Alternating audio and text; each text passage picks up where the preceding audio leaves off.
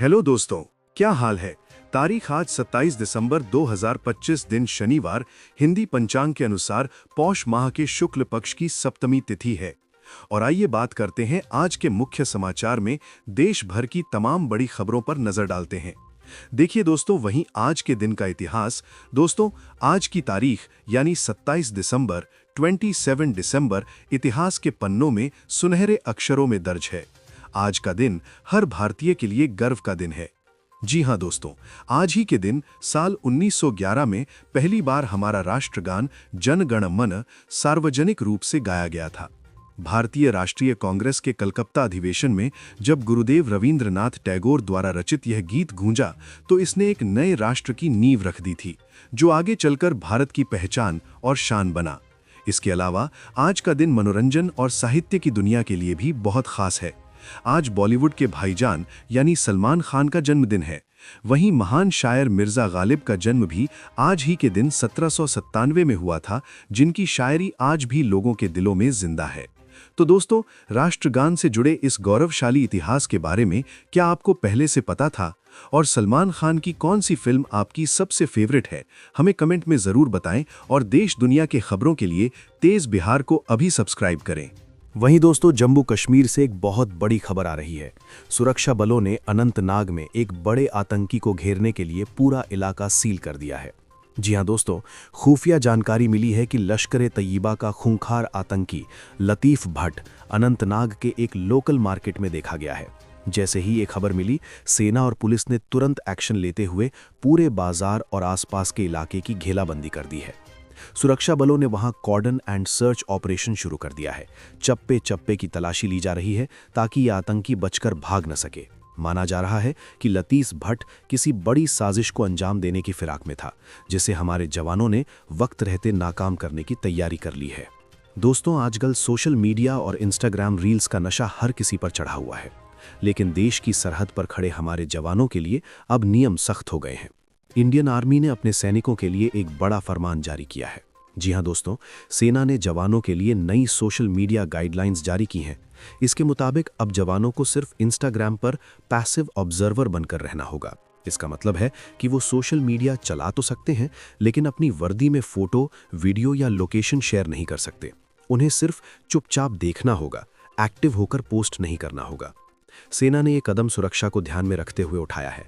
अक्सर देखा गया है कि सोशल मीडिया के जरिए दुश्मन देश हमारे जवानों को हनी ट्रैप में फंसा लेते हैं या उनकी लोकेशन ट्रेस कर लेते हैं। इसलिए देश की सुरक्षा में कोई सेंध न लगे, इसके लिए ये सख्ती बरती गई है। दोस्तों, उत्तर प्रदेश की राजनीति में ब्राह्मण वोट बैंक को लेकर सियासी पारा फिर चढ़ गया है। बीजेपी के प्रदेश अध्यक्ष ने एक बड़ा बयान देते हुए सख्त चेतावनी जारी कर दी है। जी हां दोस्तों, खबर है कि यूपी बीजेपी अध्यक्ष ने ब्राह्मण समाज के नाम पर हो रही अलग अलग बैठकों और सम्मेलनों को लेकर नाराजगी जताई है। उन्होंने साफ लहजे में कह दिया है कि पार्टी लाइन से हटकर जाति के नाम पर गुटबाजी करना या अलग खिचड़ी पकाना अब बर्दाश्त नहीं किया जाएगा। ये चेतावनी उन नेताओं और कार्यकर्ताओं के लिए एक अल्टीमेटम मानी जा रही है जो संगठन से अलग होकर अपना शक्ति प्रदर्शन कर रहे थे। अध्यक्ष जी ने दो टूक कहा है कि अनुशासन सबसे ऊपर है और अगर कोई समाज को बांटने वाली राजनीति करेगा तो उस पर कार्रवाई तय है। दोस्तों, पड़ोसी मुल्क बांग्लादेश में हिंदुओं के हालात पर अब भारत की राजनीति भी पूरी तरह गर्मा गई है। योगी आदित्यनाथ के बाद अब बहन जी यानी मायावती ने भी इस मुद्दे पर अपनी चुप्पी तोड़ दी है। जी हां दोस्तों, यूपी के सीएम योगी आदित्यनाथ लगातार बांग्लादेशी हिंदुओं की सुरक्षा का मुद्दा उठा रहे थे, लेकिन अब बीएसपी सुप्रीमो मायावती ने भी इस पर चिंता जताई है और केंद्र सरकार से ठोस कदम उठाने की मांग की है। मायावती का ये बयान सियासी गलियारों में चर्चा का विषय बन गया है। राजनीतिक पंडितों का मानना है कि मायावती का ये कदम बहुत सोच समझकर उठाया गया है। दरअसल बांग्लादेश में सताए जा रहे हिंदुओं में एक बड़ी आबादी दलित और पिछड़े वर्ग की है। मायावती नहीं चाहती कि इस मुद्दे पर सिर्फ बीजेपी ही बाजी मार ले और सारा क्रेडिट ले जाए। ये उनके दलित वोट बैंक को साधे रखने की एक नई रणनीति मानी जा रही है। दोस्तों, राजस्थान के जालौर से एक बड़ी खबर है। वहां की एक पंचायत ने अपना वो अजीबो-गरीब फरमान आखिरकार वापस ले लिया है, जिसकी हर तरफ चर्चा हो रही थी। जी हां दोस्तों, जालौर की एक पंचायत ने कुछ दिन पहले गांव की बेटियों और बहुओं को स्मार्टफोन रखने पर पूरी तरह पाबंदी लगा दी थी। उनका कहना था कि मोबाइल से लड़कियां बिगड़ रही हैं। लेकिन अब खबर है कि चौतरफा दबाव और आलोचना के बाद पंचायत को झुकना पड़ा है और उन्होंने ये विवादित आदेश वापस ले लिया है। अब गांव की महिलाएं और लड़कियां बिना किसी डर के मोबाइल का इस्तेमाल कर सकेंगी। आज के डिजिटल दौर में जब पढ़ाई से लेकर बैंकिंग तक सब कुछ मोबाइल पर है, ऐसे में ये बैन लगाना लोगों के गले नहीं उतर रहा था। आखिरकार पंचायत को अपनी गलती माननी पड़ी और ये तुगलकी फरमान रद्द करना पड़ा। तो दोस्तों, 21वीं सदी में महिलाओं पर ऐसी पाबंदियां लगाने वाली सोच पर आप क्या कहेंगे? क्या मोबाइल बैन करना किसी समस्या का हल है? अपनी राय हमें कमेंट में ज़रूर बताएं और समाज की हर खबर के लिए तेज़ बिहार को अभी सब्सक्राइब करें। दोस्तों, साइबर ठगों ने लूटने का एक ऐसा नया और खौफनाक तरीका निकाला है जिसे सुनकर आपके होश उड़ जाएंगे। चंडीगढ़ में एक व्यक्ति को घर बैठे बैठे 1 करोड़ रुपए का चूना लगा दिया गया है। जी हां दोस्तों, इस नए फ्रॉड का नाम है डिजिटल अरेस्ट। ठगों ने पीड़ित को वीडियो कॉल किया और खुद को पुलिस और सीबीआई का अधिकारी बताया। उन्होंने डराया कि आपके नाम से आए एक पार्सल में ड्रग्स मिले हैं और आप पर मनी लॉन्ड्रिंग का केस है। इसके बाद उन्होंने पीड़ित को घंटों तक वीडियो कॉल पर डिजिटल अरेस्ट रखा, यानी उसे कैमरे के सामने से हटने नहीं दिया। डर के मारे पीड़ित ने अपनी बेगुनाही साबित करने के लिए ठगों के बताए खातों में 1 करोड़ रुपए ट्रांसफर कर दिए। जब तक उसे समझ आता तब तक उसकी जिंदगी भर की कमाई लुट चुकी थी। दोस्तों, एक रिटायर्ड आईएएस अधिकारी को ठगों ने अपना शिकार बनाया और उनसे 76 लाख रुपए ठग लिए। सोचिए, जिसने पूरी जिंदगी प्रशासन संभाला, वो भी इन शातिर अपराधियों के झांसे में आ गया। तो दोस्तों, ये खबर आपको सावधान करने के लिए है। याद रखिए, पुलिस या कोई भी एजेंसी कभी भी वीडियो कॉल पर पूछताछ या अरेस्ट नहीं करती और ना ही कभी पैसों की मांग करती है। क्या आपके पास भी कभी ऐसा कोई कॉल आया है? हमें कमेंट में ज़रूर बताएं और अपनी मेहनत की कमाई सुरक्षित रखने के लिए तेज़ बिहार को अभी सब्सक्राइब करें। दोस्तों, झारखंड के धनबाद से साइबर अपराध का एक ऐसा मामला सामने आया है जिसने पुलिस को भी चौंका दिया है। अब अपराधी सुनसान जगह नहीं बल्कि पॉश इलाकों के गेस्ट हाउस को अपना अड्डा बना रहे हैं। जी हां दोस्तों, धनबाद पुलिस ने एक गेस्ट हाउस में छापेमारी कर एक ग्रेजुएट युवक को गिरफ्तार किया है। ये युवक पढ़ा लिखा होने के बावजूद अपनी अक्ल का इस्तेमाल लोगों को ठगने में लगा रहा था। पुलिस को सूचना मिली थी कि गेस्ट हाउस के एक कमरे में संदिग्ध गतिविधियां चल रही हैं।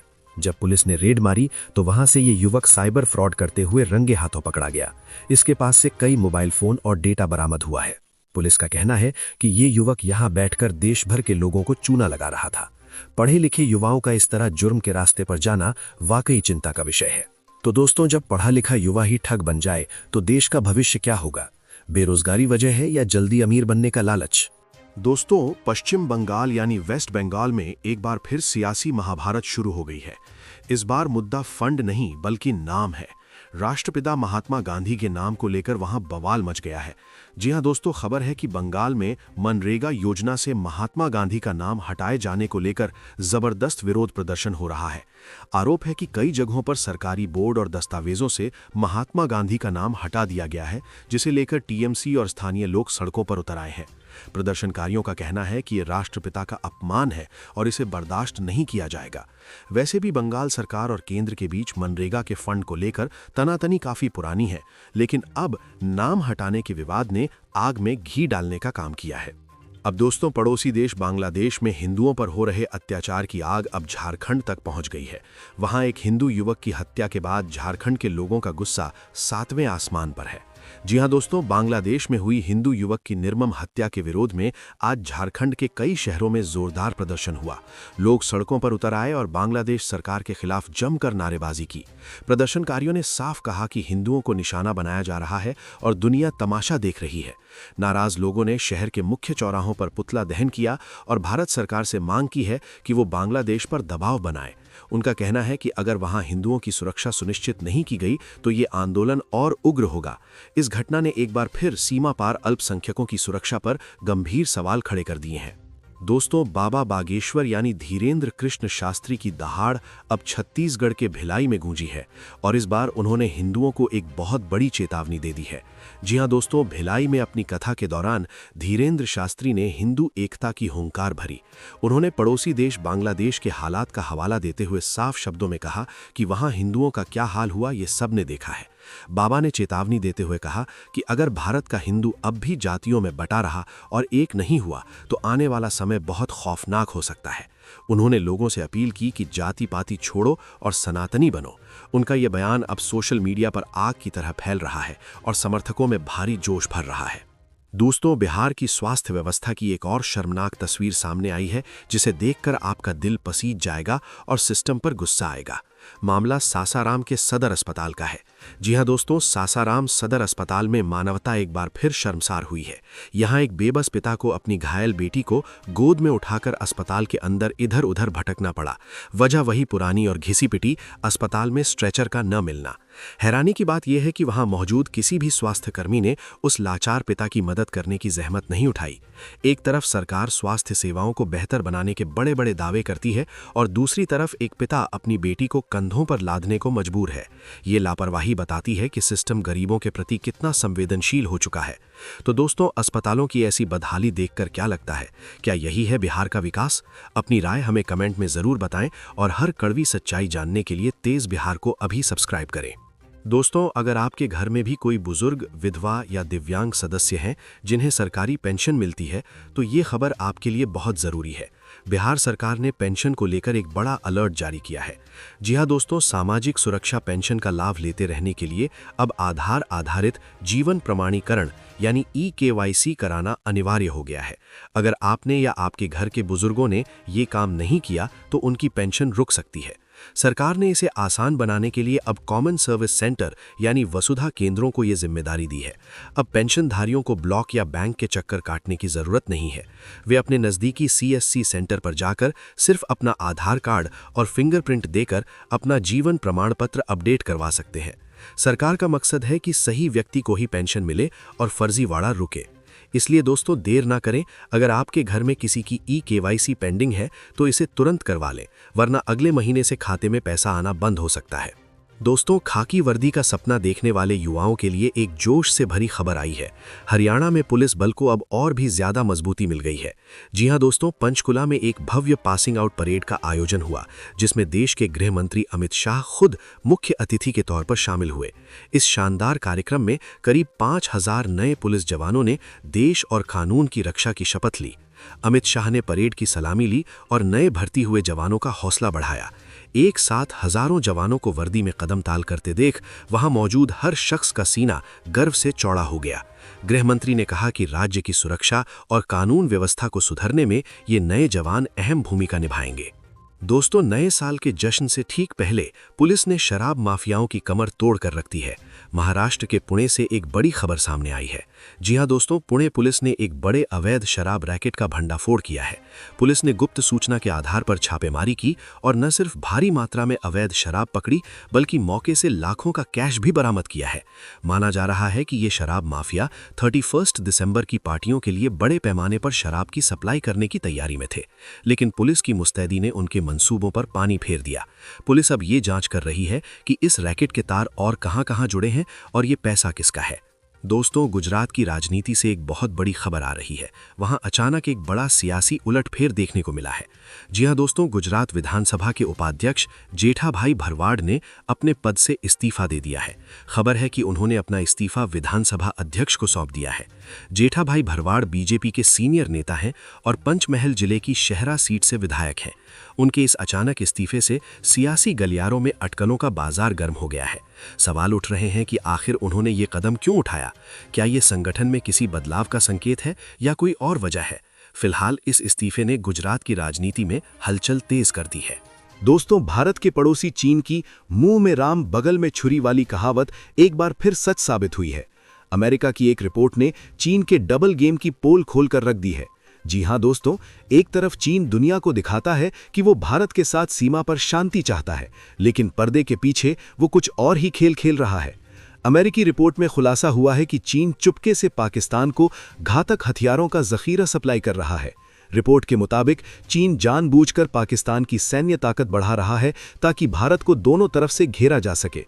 इसे चीन की डुअल गेम स्ट्रैटेजी कहा जा रहा है, यानी सामने हाथ मिलाना और पीछे से दुश्मन को हथियार थमाना। ये रिपोर्ट भारत के लिए एक बड़ी चेतावनी है कि ड्रैगन पर आंख मूंदकर भरोसा नहीं किया जा सकता। अब वक्त हो चला है मौसम की जानकारी का। दोस्तों, अगर आप आज यानी 27 दिसंबर को घर से बाहर निकलने की सोच रहे हैं तो जरा संभल जाएं। मौसम विभाग ने बिहार समेत पूरे उत्तर भारत के लिए कड़ाके की ठंड का अलर्ट जारी किया है। जी हां दोस्तों, पहाड़ों पर हुई बर्फबारी का सीधा असर अब मैदानी इलाकों में दिखने लगा है। मौसम विभाग के मुताबिक कल बिहार, दिल्ली, यूपी और राजस्थान में तापमान में और गिरावट आ सकती है। सुबह और रात के समय घना कोहरा यानी डेंस फॉग छाया रहेगा, जिससे विजिबिलिटी काफी कम हो सकती है, यानी गाड़ी चलाते वक्त आपको खास सावधानी बरतनी होगी। वहीं एक और बड़ी खबर यह है कि नॉर्थ ईस्ट के कुछ राज्यों में बारिश का अलर्ट भी है, जिसका असर आसपास के इलाकों पर पड़ सकता है। यानी ठंड के साथ साथ अब बारिश भी मुसीबत बढ़ा सकती है। बिहार में भी कनकनी बढ़ने वाली है, इसलिए गर्म कपड़े निकालकर ही घर से निकलें। तो दोस्तों, आपके शहर में ठंड का क्या हाल है? क्या वहां भी कोहरा और शीतलहर चल रही है? हमें कमेंट में जरूर बताएं। जाते जाते दोस्तों चलिए जानते हैं कि आज सितारों की चाल आपके लिए क्या इशारा कर रही हैं। दोस्तों, आज ग्रहों की स्थिति में बड़ा बदलाव देखने को मिल रहा है। मेष से लेकर मीन राशि तक आज का दिन किसी के लिए मालामाल करने वाला है, तो किसी को थोड़ा संभल कर रहने की जरूरत है। खास तौर पर मेष, सिंह और तुला राशि वालों के लिए आज का दिन आर्थिक रूप से काफी शुभ माना जा रहा है। रुके हुए पैसे वापस मिल सकते हैं और बिजनेस में मुनाफा हो सकता है। वहीं वृश्चिक और मकर राशि वालों को आज अपनी सेहत और गुस्से पर काबू रखने की सलाह दी गई है। वाद विवाद से बचें, नहीं तो बना बनाया काम बिगड़ सकता है। चूंकि आज शनिवार है, इसलिए शनिदेव की कृपा पाने के लिए पीपल के नीचे दीपक जलाना शुभ रहेगा। वाहन चलाते समय आज सभी राशि वालों को थोड़ी सावधानी बरतने की जरूरत है। तो दोस्तों, आपका आज का दिन कैसा शुरू हुआ? क्या आप भी राशिफल पर भरोसा करते हैं? अपनी राशि और राय हमें कमेंट में जरूर बताएं और हर रोज की मुख्य समाचार और देश विदेश की तमाम बड़ी खबरों को जानने के लिए तेज बिहार को अभी सब्सक्राइब करें और बेल आइकॉन जरूर दबाएं। और हाँ दोस्तों, आपको हमारी वीडियो अच्छी लगी तो वीडियो को अपने दोस्तों के साथ शेयर जरूर करें और वीडियो को लाइक जरूर करें। खबरों का सिलसिला जारी रहेगा। मिलते हैं अगले वीडियो में। जय हिंद, जय भारत।